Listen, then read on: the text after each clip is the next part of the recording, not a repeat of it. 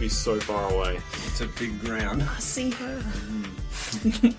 Speaking of big grounds, do we want to get to this week's episode of Reflex Save? Hell yeah. Always. Hell yeah. Nice. Do you guys remember what happened last week on Reflex Save? Yeah. No. I was touched by an angel, if you like. Oh. Like an angel. It did get a little bit Morning strange. after you had your dream, when we had a chat, Yeah, we had a chat. and then you were touched by an angel. Yeah, sorry, I'm with you. It happened twice in like 12 hours. It was crazy. It was very weird that you insisted I stand behind you while we recorded that. It was, Horatio wept. He did. Real tears. Yeah. Real men cry. Yeah. That's not a joke, that's just... we also said goodbye to Ronaldo and his kobold friends as Svieta bid them farewell on their makeshift boat with narwhal propelled systems. You literally tied him to a whale, and they, that was it. Yeah. You're like, see you, Ronaldo. I've I've strapped you on now. I see everything as half full in the cup. They can do it. I believe in them. I mean, they got to the bottom of the ocean. We rescued them from that. They can get the rest of the way home. There's a surprisingly enterprising group of little fellows. Yeah. I don't think it's that surprising. Yeah, that's fair. You also caught a bunch of fish, So many. witnessed disappointing yoga and tai chi Witnessed disappointing you. from Wodun, Gross. Like, it was just average. And One time. and So shit. Poor chakras. That's the problem with being an overperformer. Like, you can't... Average just doesn't cut it anymore. Yeah. I get it. and then Carnelian and Horacio breach and cleared Valine's room and threw a flashbang in to wake her up. Tactical drift globe. So she came up clutching which was very clearly a thermos full of coffee. The rest of you eventually got back upstairs, had a lovely breakfast, packed up, and were starting to talk shit about a whale who appeared before you. we were just asking where it was. We did leave off with the whale appearing at the side of the island. Good morning. I'm pretty sure it just talked normally in our heads. No. Good morning, Angajuk. Hello. Permission to enter your bubble? Granted. Well, don't mind if I do, and I'll just step into the bubble. He sinks his head ever so slightly so that the gangplank of the ship clatters down on the rocks. Oh, thank you. I wanted to give its head a cuddle. You can still big, do that. Big old wet hug. You can still do that. His arms spread as much as his head as possible and give him a hug. Thank you, Svieta. Going to climb on your head now. You all board the whale, variously going up the gangplank or on the back of its head, and get into the bubble. And once you're all aboard, Angajuk sinks beneath the waves, and you can see the image of the old lighthouse disappear in the surface water above you as you sink into the dark depths below the sea of moving ice. Goodbye, not being under the water. I will miss you. I don't know. I think this guy's a little overrated. Oh, that's right. We live in caves. I forgot. The only reason I spend so much time outside is because of the perpetual twilight. The sun burns. Carnelian handing out SPF 50 sunscreen everywhere he's going. Just big floppy hats. The big floppy hat is the way he do. That's the way he do. You start to travel, and I assume at some point you use the drift globe or your own light spells to start lighting up the area around you. As I said, the deeper you go, there's only so far that light penetrates. During the course of the day, Angajuk takes you to a couple of different places you can see underneath the water. You can see the underside of beautiful icebergs floating in the sea of moving ice. You see schools of fish flashing colourful scales at you as the light hits them in different ways, making almost like a disco ball effect as they pass on by. You every so often breach the surface, returning for Angajuk to take some air, and you can see the landscape shifting around you. There's less and less solid ice floes and bergs, and you can see in the distance different islands. You travel for most of the day. Angajuk talks to you about some of the locations you pass by. Some places are significant for him, places that he remembers from when he was young, places he travelled together with companions, and has taken people on long tours before.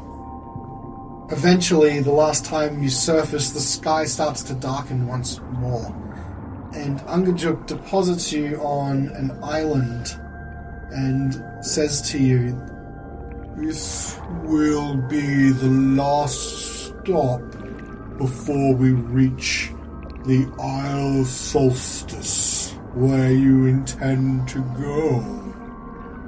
Thank you again for the lift, and again, I loved that cheese joke. That was amazing. I've never laughed so hard. It was a classic. I can't believe Carnelian fell for it. You really got him good. Anyway, good night, Angajuk. Good night. Falls underneath the water. Just imagine this giant head slightly over mouth. Good night. It just keeps his smile on his face as he goes down. He's left you on an island. There's not a lot here. You can see a small forest that seems to be mostly frozen over. And you can see he's depositing a place that people must have made camp before, because you can see the remnants of a number of different fires that have been variously over the years covered in snow and sleet. You're able to clear away some of the areas quite nicely in a small cove, and you start a fire for the evening. Did we get a sense, like, on our approach to the island, did we get a sense how big it is? That information hasn't been revealed to you, and Vilene doesn't quite know either if you ask her about it. Yeah, fully. It's okay, I am here. Whoa! Shit. Don't mind me. Stop sneaking up on me. Yes. Well, Anyway, we should probably set up camp. Do you have anything magical that you could do to keep us warm, or shelter for us, or food? how about a blinding light that goes off in your face when you're trying to sleep? Oh dear. No, that sounds awful. I know, doesn't it? Who would do that to someone? Who would do that? Anyway, I'm going to set up a bunch of alarms. Goodbye, you idiots. Imagine that happening just every morning. A giant ball of light just comes up across the horizon and, like, sears your eyes. Can't even imagine it. Lillian starts grumbling. That was awful. Lillian starts grumbling to herself as you see her setting up alarm spells all around the place. Well, what time is it? It's early evening, so I would say just on that precipice of... Early perpetual dusk. Just on the precipice of early perpetual dusk. The light is really starting to fade now. The fire is going. The waves lap on the cove where you are all sitting. What do you guys want to do? So what's the plan when we get to the island? Well, we know there's three possibilities for succeeding in this mission. The death of Oriel, albeit temporary. The counteraction of the weather. About those rocks. Yeah. So yes, the myth. What? The Mythala? Thank you. The Mythala is not an option. It's on the other side of the dale. So it's Whoa. the rocks or the Oriel. Mythala is an option. It's just not as timely as the others. Why so would we... We should turn around? Is that what you're suggesting? Yeah, why would we go all the way there to just go to the literal opposite side of Do you not Iceland remember Dale? what Valine said? We need something from this island. We need the hairy book. Yeah, I and know, but something if to- we're already here, why not have a crack at Oriel? Oh, we could, and then if we aren't successful in terms of we still get out alive, we can take the hairy book and go to the glacier. Because she's a god. I assume it's not hard to kill a god. Right. Well, perhaps our first objective should be to try and locate the hairy book. That would be a good contingency. At the very least, we could acquire the book and run. And all we have to do, I I'm guessing, is just distract her long enough that she couldn't cast her evening spell, if that's all the Mythalar would do. Like, if we can just hold her long enough that she doesn't get to do that. You are right, technically, but I think keeping a god occupied for 8 to 10 hours may... But I mean, if we whittle down her magic, perhaps. I don't know how gods work. Maybe.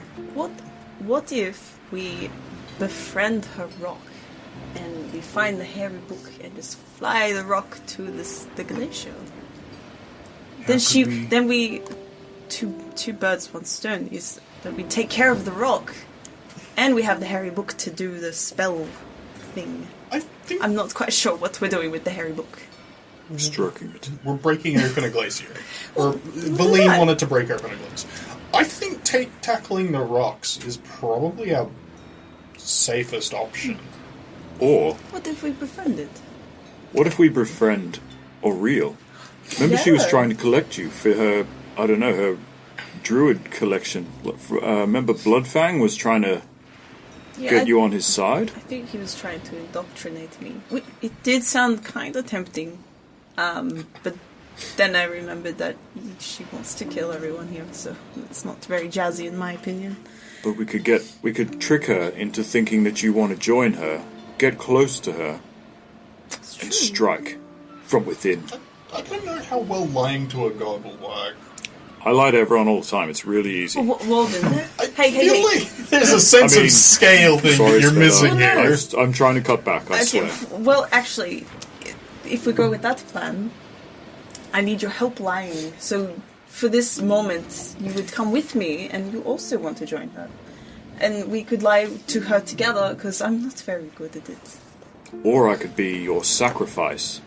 You could say, look, I killed this idiot who's going to come and kill you.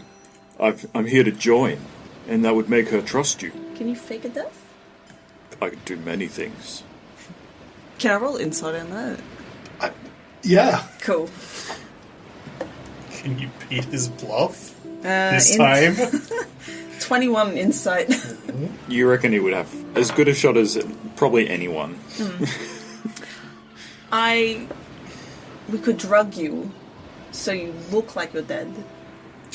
Do you have any, other than booze, do we have anything to do that with, though? Yeah, I got the bag I put on Otto's head, and that puts him right to sleep. I think it's just blocking out the sunlight. But I don't know. It's got nicotine in it anyway. You know what? I've just suddenly realised something very profound. I actually have the ability to put a willing creature into a cataleptic state that is indistinguishable from death. Cataleptic? Cataleptic. Catatonic? I'm literally reading the description. I don't know what that word means. I just read it. Well, What's the spell called, sorry? we're a few thousand years from Google being invented in this world, so... Feigned death. You appear dead to all outward inspection and to spells used to determine your status. You're blind and incapacitated, and your speed is 0. You have resistance to all damage except psychic. That's not bad. How do you wake up from such a state? 1 hour. Or would you be able to wake me up? Can you turn the spell off? Well, hang on. Until you use an action to dismiss it. So yes, if I touch you, I can dismiss it. Do you need to touch them as part of the action, or...? For the spell's duration, or until you use an action to touch the target and dismiss the spell. Otherwise it lasts an hour. That could work, though. You just have to come with me in a visual sense. Or just get close and then do the deed, and do the deed, and then you could go ahead. I mean, yeah. You can use my Pope hat to look like Bloodfang. Maybe, yeah. Am I able to use it? If you attune, yeah. I think so. I mean, if you put it on now, it should be ready in time. I would probably also cut back on the amount of lies that need to be told, though, because... I will tell half-truths. Because I'm not yet aligned to any particular gods, so... I guess if she makes a good enough case, maybe I might. This isn't like a This isn't like a court of law, Svieta. Telling a half-truth still requires, like, you to mislead. That is for me to worry about when that happens. But I think it's a solid plan. It's for all of us to worry about, Svieta. I'm really worried about this, Svieta. I'm not. There's no sense in worrying about it. Either it works or it doesn't work. If she kills us, then we won't have to worry about the endless winter. If we fight, we fight. I feel like we may be in for a fight no matter what we do. But confronting her seems to be the worst option. But if you... The thing is, if you show that you're weak to her, then she will definitely see through the deception immediately. I'm trying not to be worried about it. It's a huge risk, but I can't... I'm fully on board with it. I'm not. Well, you don't have to be there. You can be a watch out. Or maybe you could go find the rocks. Rock. I need some way to communicate with them. I can't cast my speak with animals spell. And I don't even know if they're animals. Can you speak with anything that's not an animal? I can talk to dragons. Maybe they speak Draconic. I mean, it's a long shot, but maybe. What if they speak? What if I give you my little thought head thing? And then you can talk to them. So they're trading hats. Why don't we trade hats? You don't really have... I'll have your floppy hat, and you can have my slug. I'd like the floppy hat back before the sun comes up, if that's all good. You can keep the floppy hats. I'm gonna take off the little weird slug thing and put it on Carnelian's head. Okay. I'm going to do the same with my Pope hat to Horatio. Alright. This Right. passing Make sure of we've the hats. got slots. I am no longer attuned to the helm of telepathy. Carnelian, put it on a sheet. Take this, child of Callan, and go slay that god. Kneel down and accept the Pope hat. Okay, so we bring dead Wodun in as a sacrifice. Deaden. Deaden. And then you will also be with me, I hope, Horatio? Yes, I'll be Bloodfang. Okay. And then what? What do we say to her? Well, what's the purpose of bringing a kill? Is it to gain her favor? Like, what are we trying to sneak in? Are we trying to sabotage her in some way? That's what I was asking you guys. Like, if we're going in... Okay. Well, it might be a good way to get in and at least try and look around for that book. The hairy book. Maybe we can. Maybe that can be Plan A, the book. If we come across Oriel, or we can't avoid a fight, maybe we fall back to Plan B, which can be Dead Wodun, and Plan C. Well, Plan B, point B is... who are you? Carnelian. Sweater's falling apart under pressure. Wow, you've really taken as a student underneath Horatio. I'm so proud. I got him completely. Well, side along to us taking Dead You as Plan B would be Carnelian separately talking to a rock. Rocks. We should find them first. Like, we should, like... Because we don't have to, like, go up to them, but we should, like... If we're exploring the island, we should, like, locate where they're nesting. With the size that you told us how big they were, I imagine that's not going to be particularly hard. Well, no, but, like, we want to have an idea. The island is covered in fog. Isn't that right, Valine? Yes, it is. What do you think we should do, Valine? You can come closer. I'm still setting spells. The island is covered with fog, and it's very difficult for any divination magic to pierce its veil. I don't have much more information than we already have. I would prefer that we would get the codicil of White and the Professor's orb and leave. However, if there's an opportunity to strike Oriel down, or interrupt her in some way, I'm all for it. I do mirror Carnelian's caution, though. I don't think it'll be easy to kill her, so I would just advise caution. That being said, putting Wodun in a death-like state, that's not a bad idea. I'm surprised between all of you, none of you have the spell Tongues. I have a tongue. Well, you were talking about speaking with the rock, so I see you've put a helm of squishy telepathy over, but that could help if you wish to do that kind of thing as well. Seem just as good as tongues, whatever that is. Yes, 3rd level spell. Ah, yes, tongues. Do you know it, Horacio? Oh, yes. I know it well. Yes. Also, yes. I have that knowledge. Mm-hmm. I don't know, maybe Insight Carnelian knows check. of Sure. it. If he knows the spell. Not An one. 18 Arcana? I mean, you know the spell, yeah. Heard of tongues. It lets you talk to anybody that can speak. Well, that's good. But the helmet can... But also can do that. rocks speak? I do not know. Just in case they can, you have a Yeah. fancy hat on. And also, you've got to touch it. What? Don't ask me how I know this. But you need to touch the creature in order to understand any spoken language it hears. He's not wrong. Oh. I feel that the helm is a lot better than that spell. Yes. Well, here's a thought. Go on. What about if we wait till Auriel is commencing her ritual? This would give us a window to enter the castle, and depending on what we do, she may just let us do it, because we may be the lesser of two evils. Because if we interrupt her spell, and she has to come down back to us, it's a kind of a win-win situation, is it not?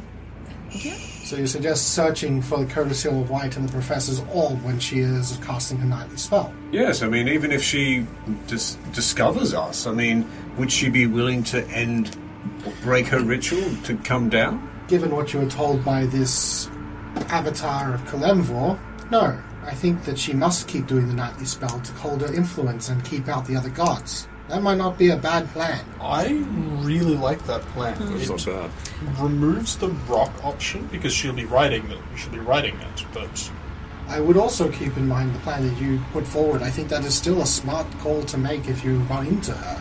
Catching her off guard could lead to a very important surprise for you. Keep it in mind. Being from here, how long does the aurora last for? Lasts for at least a couple hours in the sky. Okay. But you don't... I'm unaware of if she has to spend the entire time casting, or does she cast it once and it fills the sky? We don't know. But, given that it starts somewhere high in the sky in the Dale, there must be a window of time where she's not around near the midnight hour. Maybe that will be enough time. I wonder if tonight we might be able to see her. Because we're close enough, I The fog, suppose. though. Maybe she'll be obscured by the fog. Maybe we I should don't know. breach it. Maybe she has to get out of the fog if it's like some sort of anti-magic. if she's writing a rock, then that would be visible. Yeah, and we can just watch how long she's in the air for. I realize I've been doing the wrong voice for Valine, so I will That's make okay. that change now. I think there's the reason why she chooses midnight. That you can't see her in the sky. Certainly you may see her leave the island, though. Note to all the people listening, I'm so sorry. I fucked the voice up. It's okay. Well, maybe we can stay up until midnight tonight and see if we can't at least spot the rock exiting the fog. Because we can see like the fog. You have noticed, ever since you guys were surfacing later on during the day, there's a thin, almost like a mist in the air. It's very barely visible, but it does make the air feel thicker. And around you right now, it feels like tendrils of it are sort of hanging about. But it's not really thick enough to obscure anything. Can we retroactively ask Angajuk which cardinal direction the island is in? Her island? From where you are now, Angajuk, before he leaves for the day, indicates that it's to the northwest. Okay. What phase is the moon? Please say gibbous. Is it a waxing gibbous? Because tonight it is. I don't... Well, the sacrifices were about a fortnight ago. Yeah, I think you are about at like a half moon stage then, if I am correct. How bright is it outside? Or is it full moon? Hang on. moon phases. I could transform into a giant owl and see if, like, the enhanced perception of an owl would help me see. I hate that you can be an owl and I can't. I can turn you into an owl if you want. It's okay. The moon tonight is looks like it's approaching the full moon. It is the full moon or going to be the full moon? It's waxing gibbous. No! No! Hell yeah. Okay, so we should have some visibility, but maybe an aerial perspective might not be too bad. I also thought an owl just because they see very well at night. Yeah, both. Yep. Fly up and look hard. That's what I always say when I'm an owl. How often are you an owl? Never, it's a joke. Thanks. Your heart. Thank you for your heart. Welcome. It's for you. It was very generous, huh? Oh, hey. You were lucky to get that one. Hey, you're lucky you're a friend. So it sounds a bit like a plan is forming together then. Try to observe tonight, see if you can see Oriel in the sky. And then we're heading to the island. Maybe we get some chance to explore it, but trying to make any real headway might have to wait until the evening. Later towards midnight. If we find Oriel, perhaps enact the dead Wodun plan. And if we have to escape, at least escape with the codicil of Light and the Professor's Orb, so we can go and find the Mythala. Agreed. Yes. And if we happen to come across the rock, try to befriend it and get it to turn on its master. That definitely sounds really plausible. I'm very excited to see Svieta talking to another bird, but this time giant. No, it will be Carnelian. Oh, I gave him the hat. that's somewhat disappointing. I don't know why. Give him the hat. They don't get to be sassy and sweater anymore. Maybe this is for the best. Yeah. Those traditionally birds are sassy. Anything that minimizes the chance of death. Do you have a disguise kit? No. Okay. You'd think I might want to, disguise. We have a hat. No, I want a prop knife so I can pretend to stab Wodun in front of Oriel if we have to enact that plan. Oh. And then, of course, you Oh. cast a spell on him, Horacio. Wouldn't it be better to pretend like you killed him with a spell? That seems more your speed. I could merely pretend that casting the spell itself is the act of killing him. Be careful. Well-versed mages, at the very least, would be able to identify spells depending on how you cast it. Not to say that she would be able to identify it, but if she's able to identify your casting feign deaths, she might know. Perhaps casting it beforehand and presenting him as dead might be better. And it seemed Bloodfang was only interested in Svieta. So I don't know how she'll take to seeing someone else with Svieta. Well, he's going to pretend to be Bloodfang. Well, he's, Oh, yeah. yes. Sorry, I forgot about that. My Maybe bad. dunk him in the water and pretend you drowned him. That could be a very good idea. I like it. Classic. This conversation's making me very uncomfortable all the time. I want you to live. I want us all to live. Carnelian. I also want you to live, Wodun, and I won't let you die. Even though I might make you look dead. It's all in service of you not being dead. You're great. Thanks, everyone. Now I feel better. The identify spell that you know, do you have to know what the object is? You know, that find object that you used underwater. Yes? Can you use that on the codicil in the hairy book? Is that the same thing? It's an excellent idea. For identify, you'll need to be able to touch the objects in question, but I do believe that spell does give you the ability to understand any magic item and its properties. So you would be able to find out. Oh, That like means- the locate object spell. Do you have to know what it looks like? Describe the... Yeah, I just need to be Sorry. familiar to me. Familiar.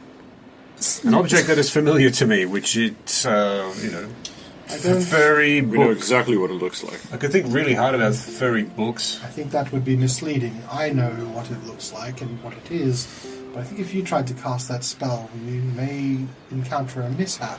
Why don't you cast it then? I don't have locate object as a spell Oh on my my spell goodness. lists. What if you've got the network going, you just share the picture in your head, then you can show him Hey, yeah. what it Yeah. looks like. Share the knowledge. Set of facts.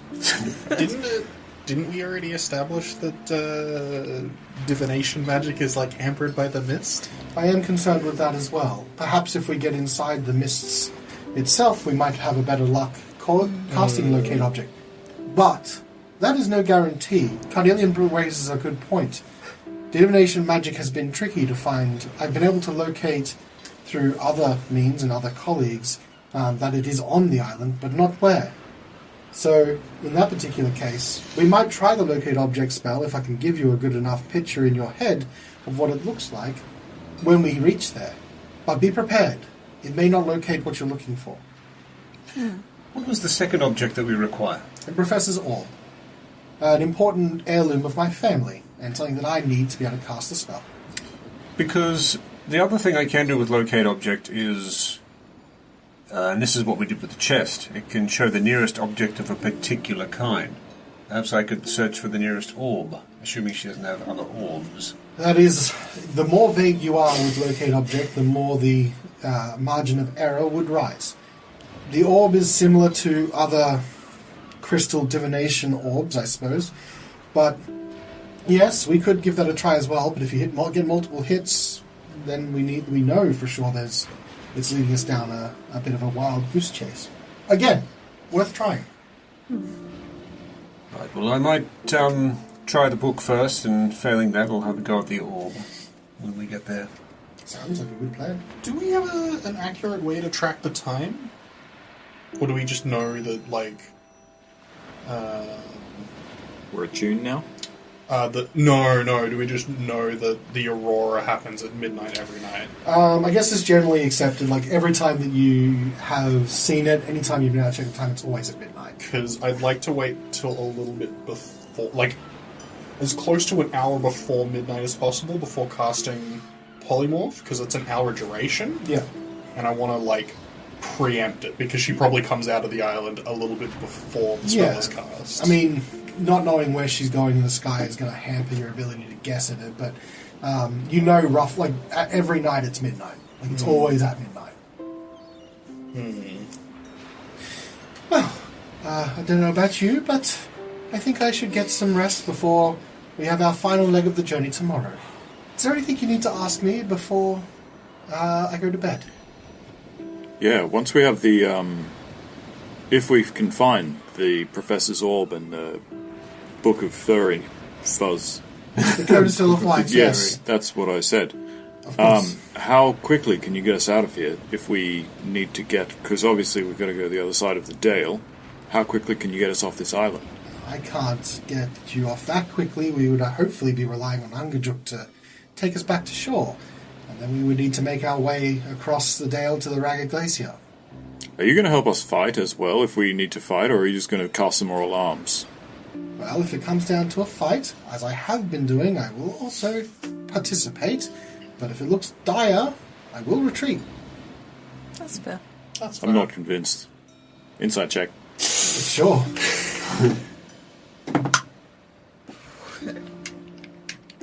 It's going to be good. It's a total of 5. You believe her.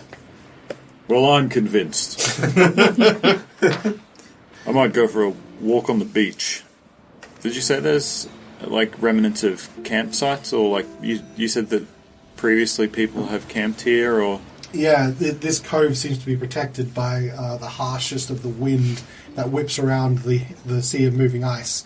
And you can see the evidence of a number of different sites that were once used as campsites along this cove. Can I wander around, and just in the off chance, is there any, like, I don't know, dead bodies, or like skeletons or remains or anything at the campsites?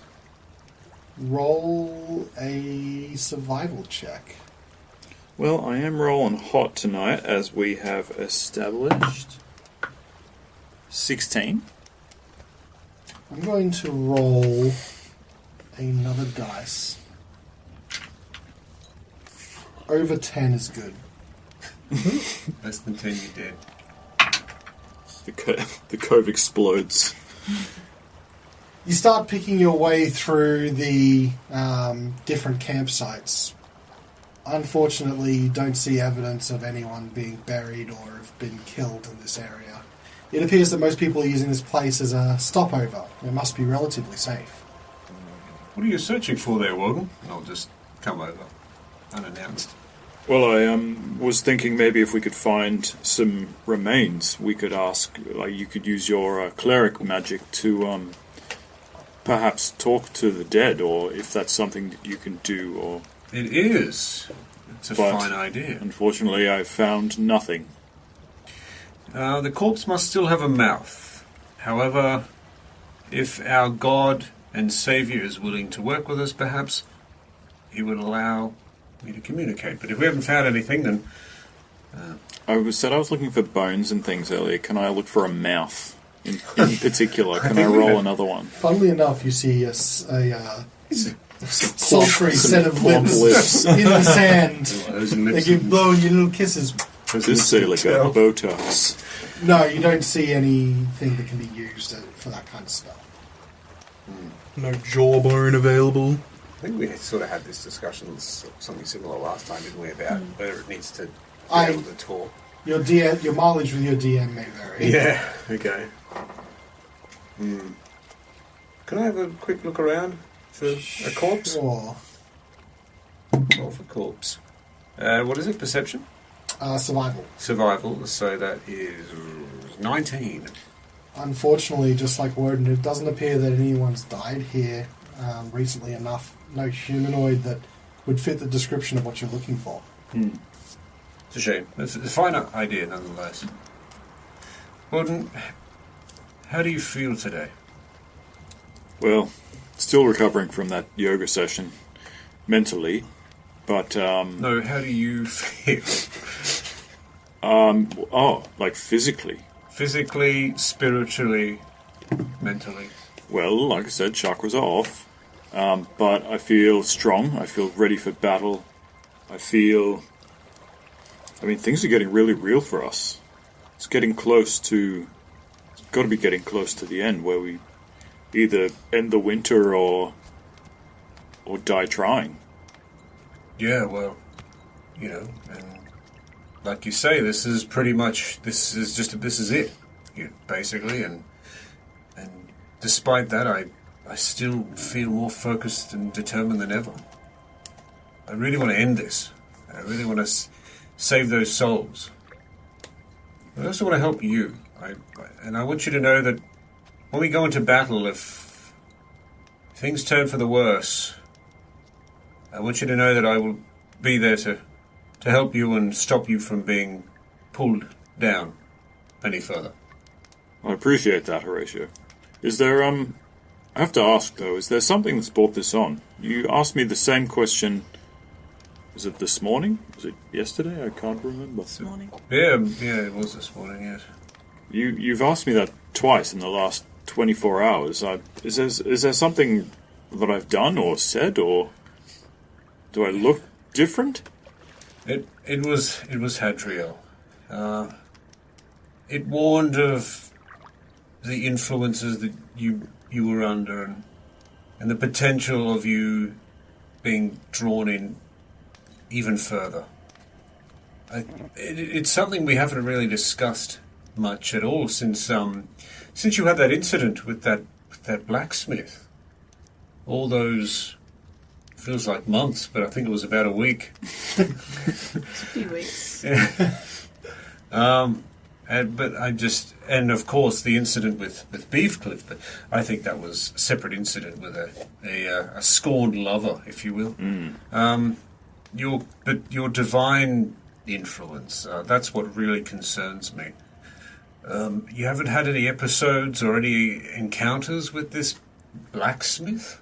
Not recently. I mean, I would tell you if I had, but I haven't had anything from him in a while. Last that he said to me was to essentially to feed the weapon. So he wanted me to kill, I guess, and maybe because I've been doing more of that. I mean, I killed that whaling guy. I feel like we've killed a few other things. Maybe he hasn't needed to say anything to me. Maybe I'm doing what he wants. Maybe after this whole thing's done, Lay off the killing. You know I can't promise you that. I'm a killing machine. Well, regardless, if you start to turn for the worse, if you do make some kills, and it starts to get messy, I will do everything I can to stop you from being pulled down, if as it were. Yes, well, I'll try and keep my head on my shoulders, and hopefully it won't affect my abilities in battle, because I'd hate to get to the moment when it counts and not be able to, to do my part to save the Dale. Yes, of course. Well, you should excuse me. I'm going to go pray. All right. Good night. Good night. I mean, what time is it still? It's still light. I'll see you in a bit. See you in a bit. I'm going to hang around here for a little bit. Okay, I will move away a bit and then and then pray elsewhere. Wodun's going to sort of, after Horatio walks off, he's going to kind of, like after what he was just saying, he kind of was only realising as he's saying it, but it is getting close for him to the point, like the whole reason that he's in the Dale was to save the people and the winter, and like it's never been closer for him. So he's sort of having like a bit of a self-reflection moment where he's like, am I strong enough for this? What happens if I don't make it? What happens if we do make it? Like he's sort of just staring out into the darkness at towards where he thinks the island might be. He might be wrong, but he's just looking out to the ocean, picturing how, like, running through all the different scenarios in his head. It's kind of poignant that we started this adventure with a boast about saving the Dale that no one probably really took seriously at the time. And here you are on the precipice of being able to do something about it. Never doubted this team for a second. Until now. Carnelian, while he's waiting for at least the hour before the Aurora, he's going to be playing, but he's playing a little, like, it's a little different now. It's more experimental, because he's putting like notes to the song that he's been writing, and it's like he's trying to like key emotions to like the journey's progress thus far. So he starts like slow. There's like a steady build up, and then there's a little improv in the middle. You know, he's like thinking like, oh, that's a bit mysterious. We had a lot of like discoveries in the middle. And then it gets, like, dark and intense as the Durgar and the dragon. And then after that, there's that moment of triumph. There's that we strike down the dragon and we save the 10 towns. And then we have our celebratory moment. We go looking for, like, the actual end to our quest. But he doesn't know how to end it, and he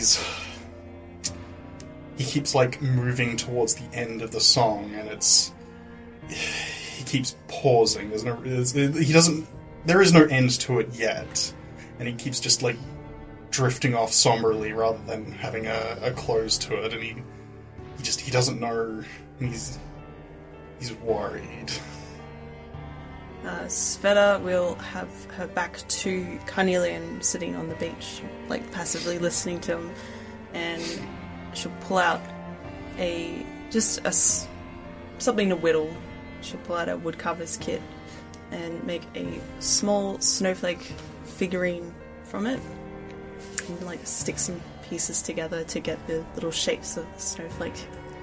And then she'll pull out her rations and like a small bowl that she's always had with her from the start, and crush some of the dried fruits, like little boysenberries and like blueberries that she's found, and crush them into like some sort of blue paste, and like smear it all over the snowflake so it looks like blue and icy. And then she'll grab like way back in East Haven, she collected some dust of a dead wizard, and she'll like also smear it in between the cracks of the snowflake, and wrap some of the leather strap that she had left from Wodun into like a necklace and put it on. that she assumes is the symbol of Oriel to further perhaps disguise herself should they meet. And I'm glad you added that little bit at the end there. Stop to Oriel.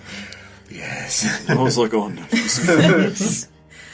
But she doesn't know just how accurate it is. But she did know that the snowflake is a symbol of Oriel, and that she would have read in the books that they read in East Haven. She's not very good at making symbols to gods, but she thinks this will do. And she'll just like sit back and just watch the guys down the beach and then turn back to Carnelian and just wait for the end of the song that never comes, and just keeps the symbol on display so she doesn't forget that it's there.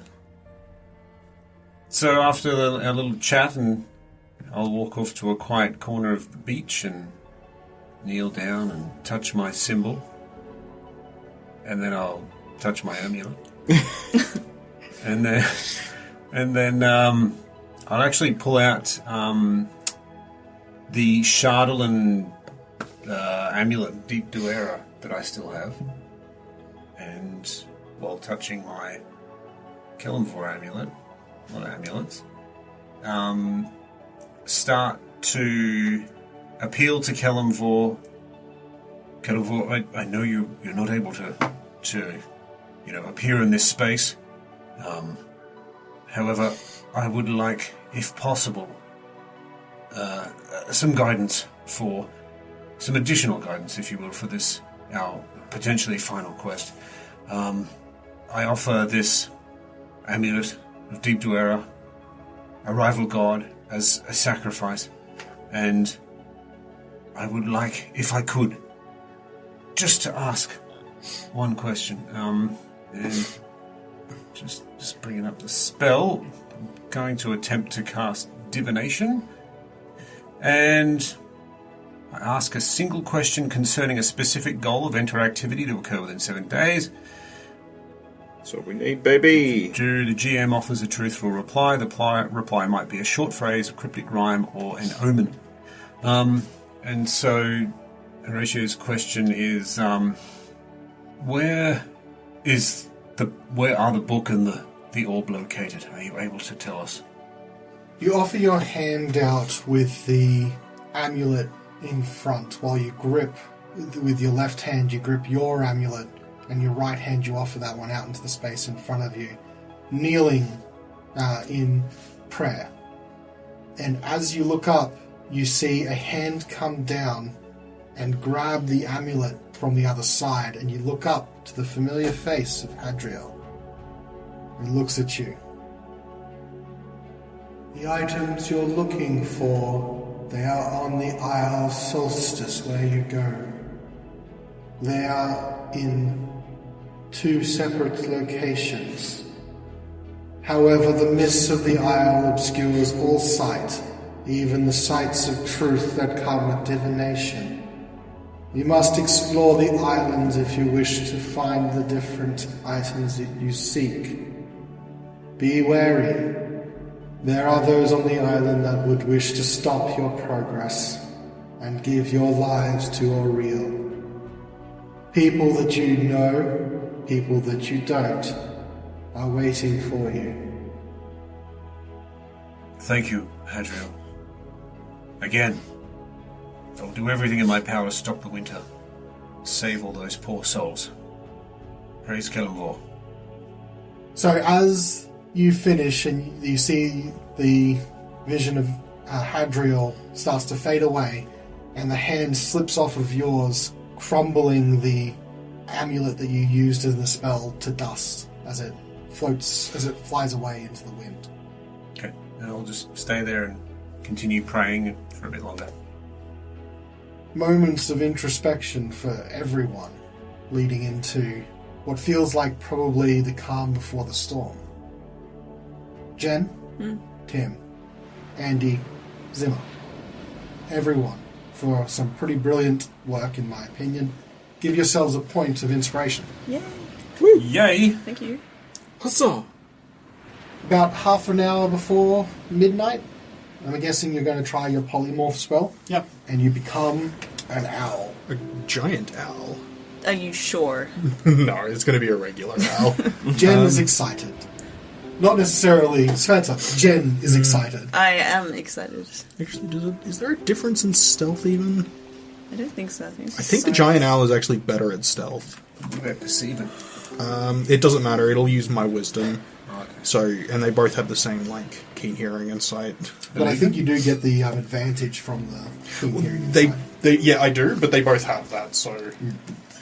I actually think the giant owl is better at stealth? Yeah, the giant owl actually has a higher dexterity. Then sand owl. Yeah. I hope so. You've seen owls. They're scary. You know owls. You know owls. Their feathers make them complete silent killers. I don't know, I feel like the smaller one should be better at stealth. I think it's just how the rules work, I Yeah. guess, for better or for worse. Okay. An owl of a size. You turn into an appropriate owl. Wow. Jen's dying inside right now. She knows 45 different breeds of owl. Jen, what owl? She's plays her D&D just so she can turn into What owls. is an appropriate owl Yeah. for an Arctic climate? Why don't you polymorph Jen? I mean, it's got a snow owl. I offered to polymorph Svieta, and Svieta was like, no, you can do it. I'm not offering to polymorph Jen, she'd take it on the spot.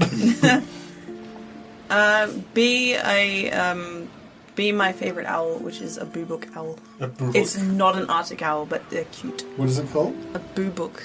It's the owl that's on my arm, because it's cute as hell. Is that B-O-O? Yeah. B-O-K? Like a scary book. Boobook? Oh. Look at it, it's so round. boob? Boobook. Boobook. Yeah, it's definitely not one It's for not- the Arctic weather, but So cute. Minox, boobal. I mean, it sounds boring, but the snowy owl is great too. yeah, Plus, that's Otto's face. That's true. His lazy ass eye.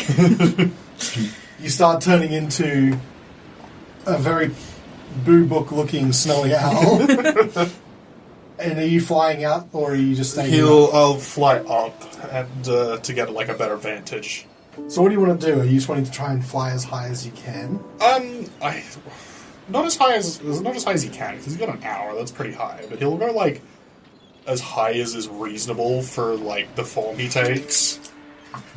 As high as reasonable for the GM not to get you in an encounter? I see. Roll a stealth check.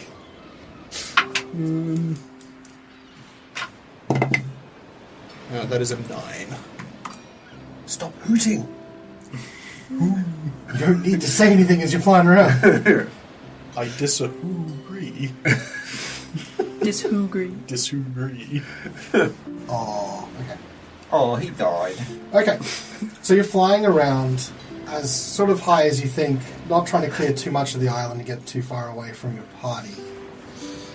As you're ascending into the sky, it starts getting colder and colder, which you kind of expect. But as the time wears on, it gets a lot colder than you really think it should. Roll a perception check. With advantage. 23. You're looking, and you sort of know roughly that the island should be somewhere to the northwest. Looking.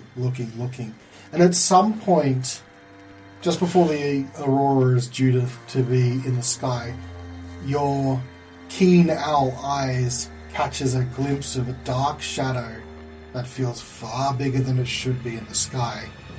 You look up and you catch a glimpse of a truly gigantic bird. And on top of it is a small figure of some severe-looking woman. And as you lock eyes, she looks down and sees you. You are so dead. Make a dexterity saving throw. We know you've gone up, right? Oh, not good, bro. I'm going to spend that inspiration point. Cast race. 22. 22. 22. Okay. Thank fuck. I'm going to tell you one thing. It's close. Far out. You do save and take half of the damage of bludgeoning and cold damage as an ice storm forms around you. That's 2d8 bludgeoning damage and 4d6 cold damage. So plunged. You are no Plunged longer up. an owl. You are a falling dragon boy. Into the ocean. Hey, Callan, this might kill me. It might. No, I'm gonna take... If you knock me out of the owl form, I'm gonna take falling damage. I know. You have the wand of web. I do have the wand of web. Do you have feather fall? I do not have feather Yeah. fall. Get feathers. You got a bloody doctor on the ground ready. Shouldn't you don't die instantly? Did he fly? Did you fly straight up? I would have flown... 19 hit points for a giant owl. Yeah. Yeah, that sounds like 19 hit points. 10 temporary hit points as well. 10 temporary hit points. You'll be fine. 29, so they'd need to do, what, like 58 points of damage? I should be fine. We'll just sleep it off. It's fine.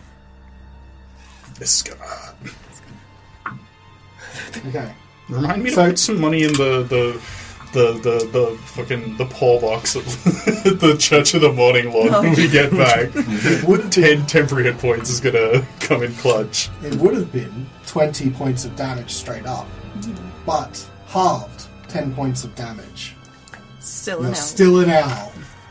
But the ice storm does rage around you. Do you want to stay here? No! You turn and flee? Question Yes. mark? Back towards the island from when you came. Absolutely. And the Well, ice... I'm gonna like make it like diagonally down and away from the direction Oriel's going. Yup. I can see that. Does she like speak out in a booming voice next week on Reflex? Yeah. No. Was Miles thought about it. No, you should have been a powerful owl. So, shooting down from the sky back at camp, this owl that seems to have been beaten up pretty severely with frosted wingtips. 20 points of lands. damage, you said? It would have been. So it would have been 20. I think you took 10. This took half. Yeah, so I just took the The temporary Morning Lord. points. Yeah. The Morning Lord saved you right up. Thanks, Lathander. What do you do? I mean, the owl comes like for like the owl ascended at a leisurely pace. The owl comes like swooping back in like it's on a mission, Coming in hot. and just like whoop, opens wings and just like comes out of its dive just to, just at the last moment, and then like flap, and then drops. And then vomits. Like falls flat, or do you? Fall, No, he like swoops down, opens wings, like comes up, flaps to like get into like a neutral like hover position, and then lets himself drop like a safe distance. Okay. How far away did you land from us? Like right in front of us? No, he probably came down like not where we were camping, so he's probably gonna like fly back. He's probably gonna like make sure that nobody's chasing him first, and then fly back to camp. As you make sure nothing's chasing you, you see in the sky the lights of the aurora begin. Okay. Alright. Drop back into camp as an owl and, like, drop the concentration on the polymorph and, like, just... Wouldn't you have had to make that check in the sky? Or did you already make that check? Which one? it is The a concentration. concentration spell. Which one? Oh, yeah. Roll a just- concentration. Sorry. It's alright. Actually, that's worth it. Yeah, that would have been a failure. Oh, that changes this significantly. I'm so sorry. It's Are you willing to spend another polymorph spell on as you plummet to the air? How many fourth level spells do we have at this level? How many do you have? One? We all have one fourth level Okay. spell. 2, baby. Well, you're all. You don't count. Okay, You're that all. significantly changes this. You don't sail back to the sky. You drop polymorphs, so you are now a falling kobold. Thanks, Jen. No. That's the Hey, look. right call. Yeah. Keep it truthful in this Yeah. podcast. How Plum? far did you say you went from shore? I think Sorry? it was an appropriate distance. Yeah, he was being I regular. don't know how far owls go up, so I actually don't know what an appropriate distance would be for an owl. I think you would have had to have been fairly high in the sky. This is a you question, Callan, not a me question. It's true. How high owls go up?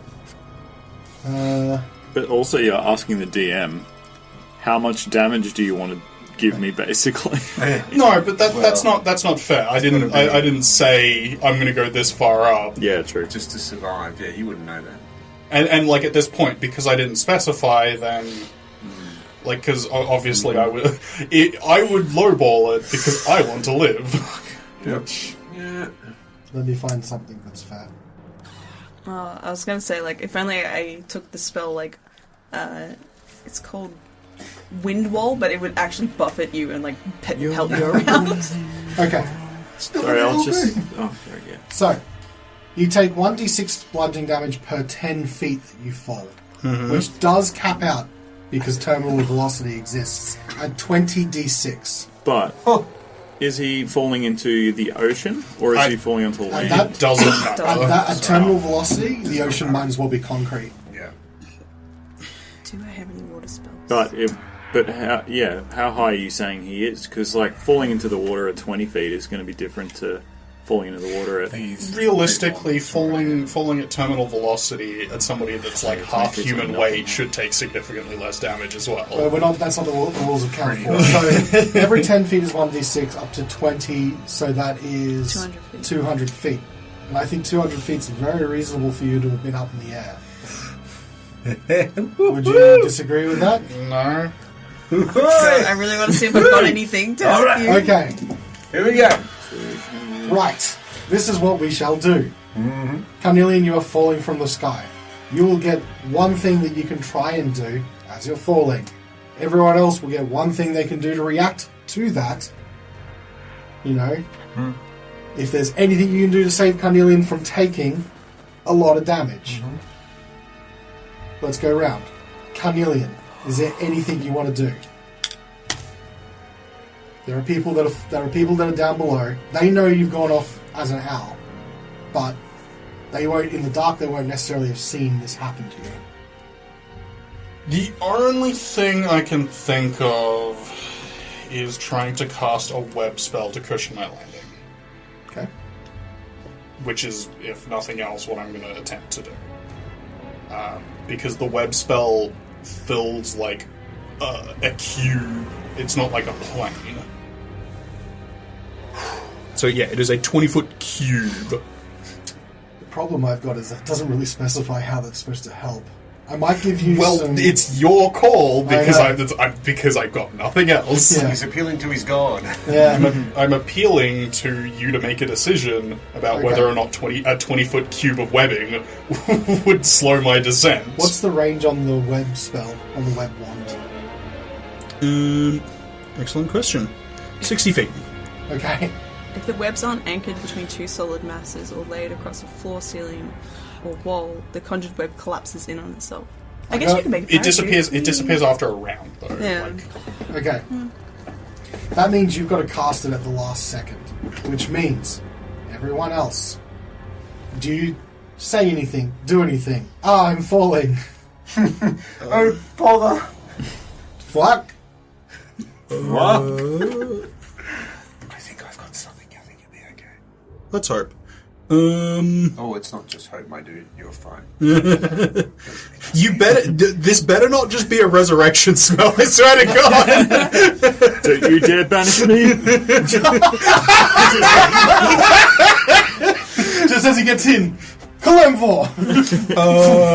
What is the range on? What is the range on the telepathy? The problem is you maintain that velocity and 30 just hit feet. 30 feet. It's a jelly plane. I mean, yeah, I'll call out and say, "Help! I'm falling." But will they hear me in time? Good question. The speed of sound is faster than the speed of falling. I think, okay, I'm going to give you guys a really big advantage here. You know that he's gone up, like what Carnelian's plan is. So you're watching and listening, and you hear the faint sound of someone screaming in panic as they're falling from the sky. Is there anything anyone wants to do before Carnelian tries to save himself with web? Yes. Give me a sec. Yes. Oh. Eldritch Blast. Eldritch Blast. Kill him! Mama. I'll haunt you. I'll haunt you for the rest of your life. 120 feet. Just like, can I kill him so I can get him as a spectre? Yeah. Maybe you go first if you got something certain. I'm still... Oh, you go first, because I'm just looking at what... Because I might do two things here, because I'll do something while he's falling, and failing that, I'll bring him back from the brink. Alright. Svieta? I'm just seeing if I can do something very specific, but if you've got something, then by all means. Okay. Wodun, in slow motion, once more, is going to run towards the beach. He's going to, like, rip the top buttons of his shirt open. One hand on the chest, cast fly, and he's, like, off at 60 feet per round towards Carnelian falling. The only problem I've got is I did say 1 round before impact. So I'm just going to say you are heading there as quickly as you can. Anyone else have something they want to do? Yeah, how many feet per round do you fall? Because he's 200 in the air. This was a question that was asked of Jeremy Crawford as well. I was looking that up too. Gravity is like 9.81 or something per meter per second or something like that. 9.8 meters per second squared. You fall from Xanathar's Guide to Everything at page 77. You fall at a rate of 500 feet per round. You guys have 1 round to do what you're going to do. Oh, God. Feet per round. Couldn't you go up like 1,000 feet? Shit. Give us 2 rounds. Yes. Yeah. I mean, it's not going to give you any more or less damage. Next time, like. Unfortunately, I already know what the average amount of damage from a terminal velocity fall is. It's not pretty. No, that's why we're trying our best. Oh, How many hit points you got? Very good backup. More than 50? 52. Oh, same as me. That's a average roll is 50. 7. 20. So 20 D6. 20 D6. 20 d6, yeah. Wouldn't that The be- average on 2d6 is 7, multiplied by 10. 70. Depending on how I roll. I was doing 3.5. 20 by 6 divided by 2. Probably doesn't make any sense. I think the math checks out more than from what Zim was talking about. Technically. If it's d6s, you're more likely on any 2d6, you're more likely to roll a 7 than anything else. And so if you just group those pairs of 2d6 and 10, then Makes each sense. pair is on average going to produce a 7, because it's just as likely to produce a 7 as any other, any other combination of numbers. And then, over all of those dice, that tends to even out. In the realm of 70, give or take, 10 points. Now, I have also been notoriously terrible at rolling big groups of dice, so that could be a saving point here too. I could have saved you if I cheated, but I can't. If I took Earthbind, which is the same thing I used on the Shadow Dragon, but I did not take that for the day. Well, I could also, but I burnt my 4th level spell slot. I could have cast Death Ward on him. That means the next time he falls to 0, he actually falls to 1. But I do have Revivify. So you may have to. Hey, better to have died and come back than stay dead. Do we have 300 GP worth of diamonds? Yeah, I've got. definitely. I've picked up Spare the Dying. I can just touch you to stabilize you. Okay. I got nothing. I'm so sorry. Yeah, it Fuck. can't possibly roll massive damage. You don't know that. If I max roll He's- on a lot of dice. He's still got 10 temporary owl points and 10 temporary. Oh no, the owl's 9. gone. Oh, that's right. Yeah, He's he's got no just got temporary hit points the Warning either. Lord ones. No, he's got none of those because that took it out. He's got no temporary hit points. He has no polymorph hit points. Oh, It just God. comes down to his. Can you let me cheat and take He can- Earthbind? He can roll a maximum of 120, but You Alright. might scrape by. Okay. There's no way. Okay, I've rendered my verdict. If you can't do anything further, Horatio. I mean, if he goes unconscious, if he's and it goes even, we'll see. I don't have 300 gold worth of diamonds. Sveta's just gonna run towards him. Okay. All of you see this tiny kobold plummeting from the sky. You almost feel the panic in his voice as he whips a wand around to cast web as a last-ditch effort to save himself. Wodun, almost in slow motion, casts fly on himself and reaches out to Carnelian, but he's not going to make it in time. The rest of you are running across the beach to try and get to where Carnelian's going to land. Carnelian, you cast web that springs up between trees and beach. Carnelian impacts the ground. We'll find out what the damage is next week on Reflex. Son of a Fuck. bitch. You fuck, I agree. You fucking It's fuck. actually really cheap.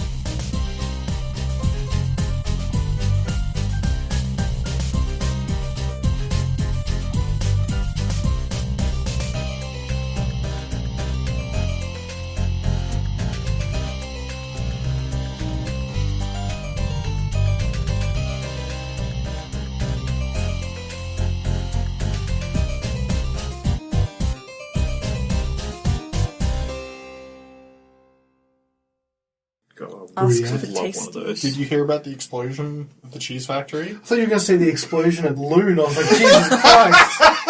That's close. No, like Cheesecake Factory. No, just cheese factory. Oh, where?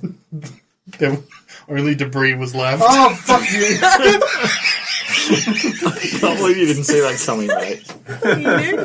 I was so distracted Which with cheese factory was it? Can you send me the article? I was so distracted send me with the thinking that a place in the city had exploded. You silly sauce. I didn't see the cheese joke coming. Well, hey there, fellow nerds and ne'er-do-wells.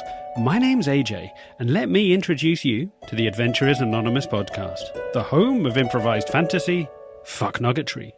Come join us week by week as 6 dangerously codependent dipshits sip cocktails, play Dungeons and Dragons, and seek a glorious death. Now, all adventures need a cast, and ours is no exception.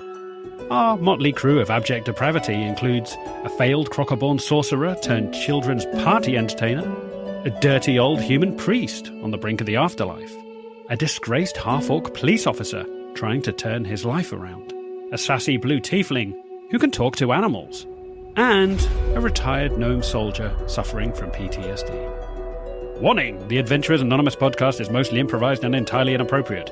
Listener discretion is advised. The views expressed in this podcast may or may not affect you or anyone at any time. If in doubt, do not operate heavy machinery and avoid sex with animals where possible. Unauthorized copying, public performance, broadcasting, hiring, or rental of this podcast is highly likely and in most cases encouraged. If in doubt, always consult your local rabbi. So, if you like your plotline thin and crispy and your language to be saltier than a sailor's beard, welcome aboard. A new episode every Friday.